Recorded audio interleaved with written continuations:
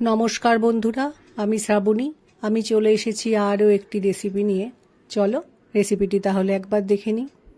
আজকের রেসিপি আলু টিকি। এখন বর্ষার সময় চারিদিকে বৃষ্টি হচ্ছে।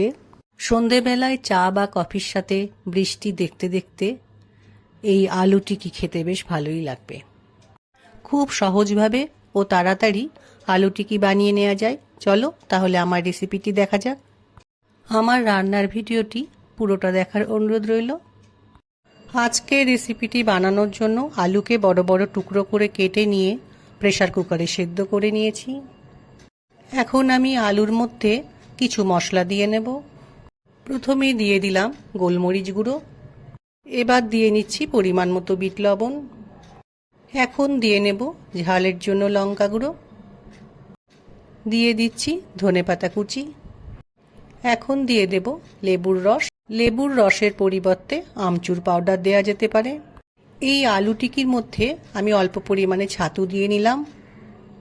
ছাতুর পরিবর্তে বেসনকে একটু তাওয়াতে গরম করে নিয়ে সেটাও আলু টিকির মধ্যে দেওয়া যেতে পারে। এখন আমি আলুর সাথে খুব ভালো করে মশলাগুলোকে মিশিয়ে নেব। গোটা জিরে, গোটা ধনে ও শুকনো লঙ্কা তাওয়াতে গরম করে নিয়ে গুঁড়ো করে নিয়েছি, সেই ভাজা মশলাটা দিয়ে ভালো করে মেখে নিলাম। আলু সেদ্ধ খুব ভালো করে মেখে নিয়ে টিকির আকারে গড়ে নিয়েছি। আলু টিকি ভেজে নেওয়ার জন্য একটা প্যানের মধ্যে সাদা তেল গরম করতে দিয়েছি। তেলটা গরম হয়ে গেছে। এবার একটা একটা করে আলু টিকিগুলো দিয়ে ভেজে নেব। এই আলু টিকি ভাজার সময় গ্যাসের ফ্লেমকে লো করে আস্তে আস্তে ভাজতে হবে।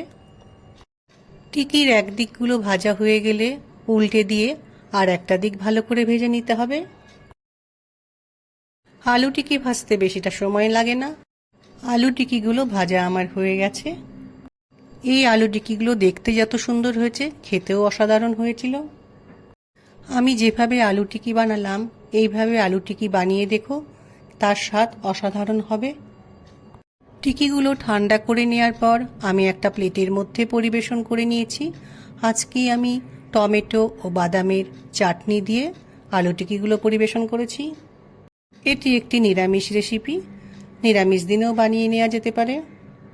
আমার আজকের রেসিপি ভালো লাগলে লাইক, শেয়ার ও সাবস্ক্রাইব করো। ভিডিওটি দেখার জন্য ধন্যবাদ। ভিডিওটি আজ এখানেই শেষ করছি। ফিরে আসছি আরও একটি রেসিপি নিয়ে।